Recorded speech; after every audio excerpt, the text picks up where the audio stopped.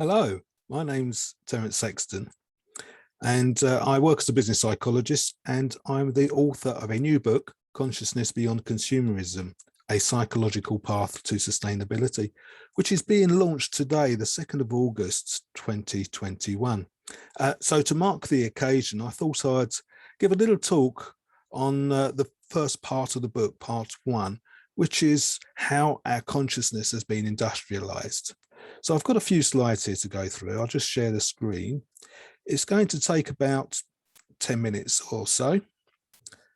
Okay. So here we go. The new book, Consciousness Beyond Consumerism, a psychological path to sustainability. And during the talk, I'm going to be covering part 1 of the book, how our consciousness has become industrialized. So I'll start with a premise of the book, which is really the book summarized in one sentence, and then talk about how our consciousness over centuries collectively has been industrialized through separation from nature, separation from each other, and separation from ourselves. And that has left a hole within our psyche, which we try to fill through consumerism. And consumerism is important to our economic system because we stop consuming, our economy goes into recession and a lot of people suffer. But we can't keep consuming because we are consuming the very planet that is sustaining our life.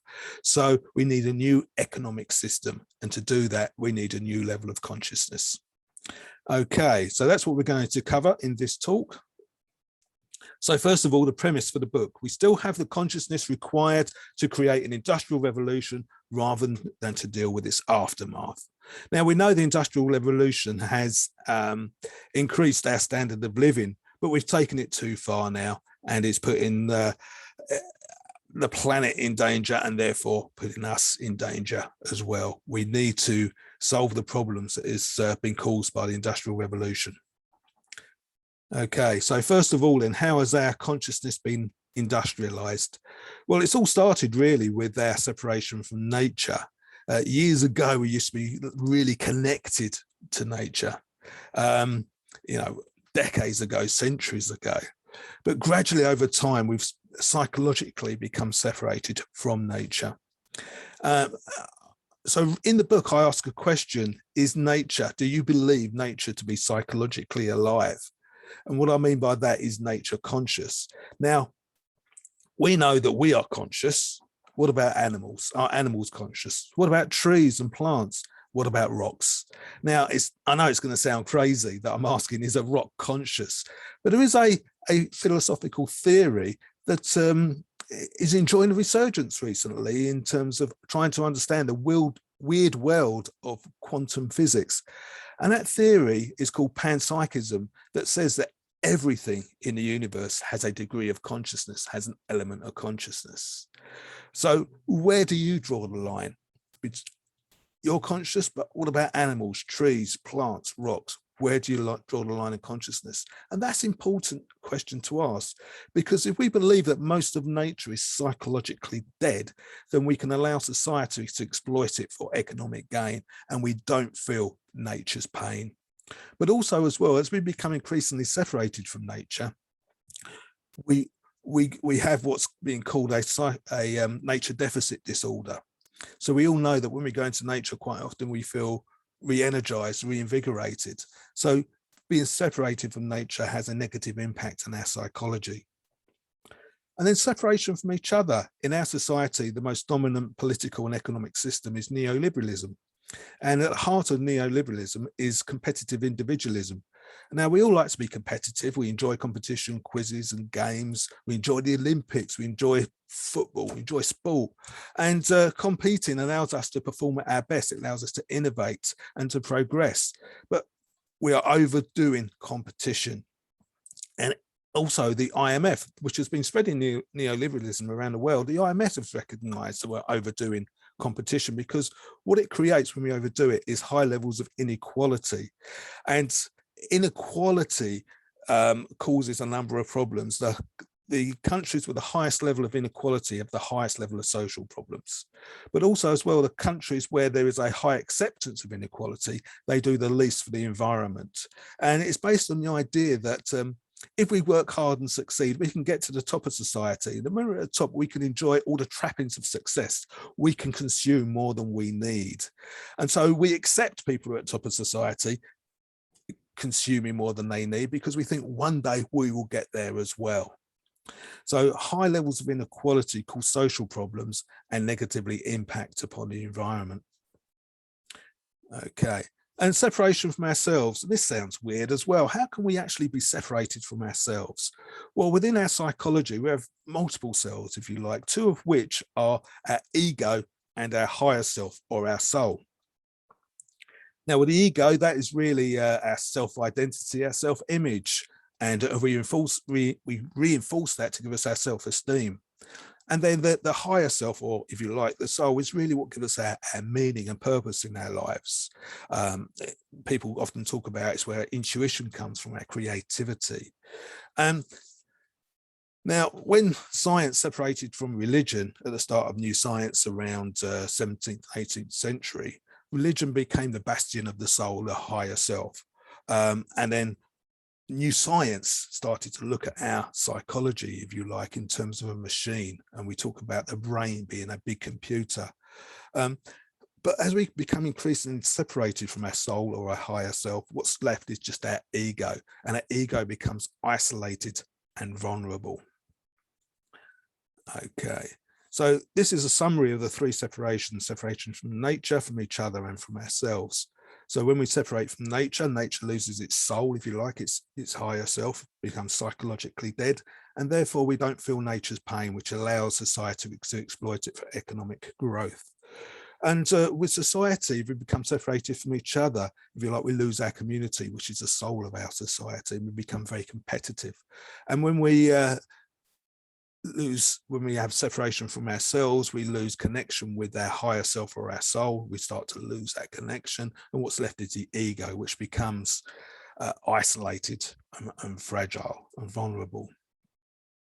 Now, those three separations have left a hole within our psyche. We know if we separate from nature, we don't get reinvigorated so much. We experience nature deficit disorder. When we separate from each other, we experience loneliness. And we separate from ourselves, we experience a loss of meaning and purpose. We have this psychological hole within us. And what we do is we consume to fill that hole. And we all know that when we consume something, we buy a new car, a new piece of tech, some designer clothes, whatever it is, we feel good, but that feeling doesn't last. And we soon need our next hit, if you like. We have to go out and consume again. And that's how we get addicted to consumerism. And consumerism is different to actually consuming. We all have to consume to a certain degree to live, but consumerism is where we consume more than we need. Consumerism is about greed or overcoming fear. Okay. So consumerism is an important part of our economic system, because we have a consumer-led economy. And when the economy goes into recession, you often hear politicians talking about a consumer-led recovery. So it's important that businesses within the economy encourage us to consume.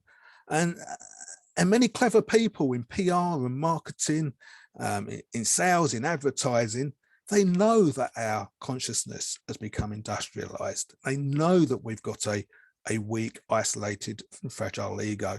And what they tell us is that if we consume their product, not only will it fill that psychological hole within us, but it will also make us feel good. It reinforces that ego, and it strengthens our ego.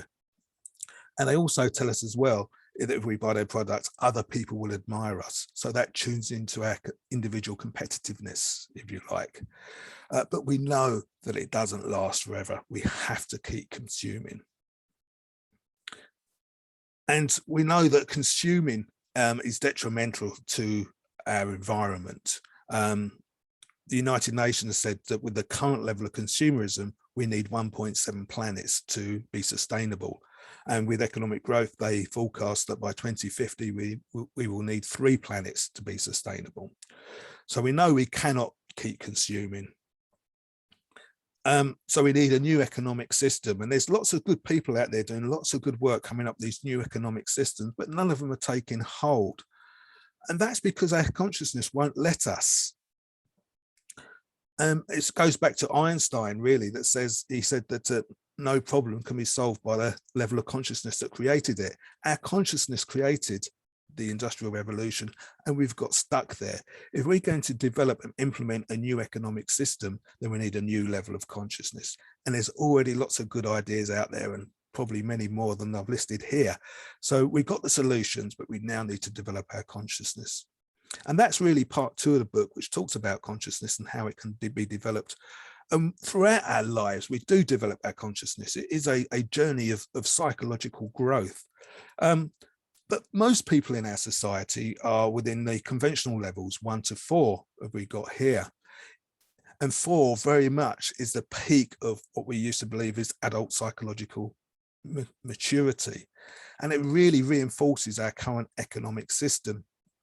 So if we are to create a new economic system, then we need more people to develop to the post-conventional stages of consciousness development, stages 5, 6, and 7. So just to sum up then, in conclusion, over centuries, probably since the 17th and 18th centuries, with the advent of new science of Galileo, Newton, Descartes, our consciousness has been industrialized. And that has been through the increasing separation from nature, each other, and ourselves. And these 3 separations have left us with a fragile and vulnerable ego and a hole in our psyche. Now, we're told that if we consume, that will fill that hole within our psyche, but it will boost our ego as well and strengthen that ego, but it doesn't last forever. We need a new hit, so we have to keep consuming. And we become addicted to consuming. Now, consumerism then supports our economic system. So we are serving the economic system rather than the economic system serving us. But we know the economic system is unsustainable. We know that. So if we're to create a new economic system, a more sustainable economic system, then we need a new level of consciousness beyond consumerism. And that's the focus of part 2 of the book, which I will talk about in a separate talk. So that concludes my talk for today. I hope it has sparked some interest. If you'd like to find out more, then please visit the website consciousnessbeyondconsumerism.org, where you'll find articles in there around consciousness beyond consumerism. And again, if you'd like to go even further, then you can purchase a book and you'll find a page on the website which takes you to links to Amazon, Barnes & Noble, and a book depository. So I hope you enjoyed this talk today, and please look out on social media for part 2 of the talk, where I talk about part 2 of the book, which is how we develop our consciousness. Thank you for listening.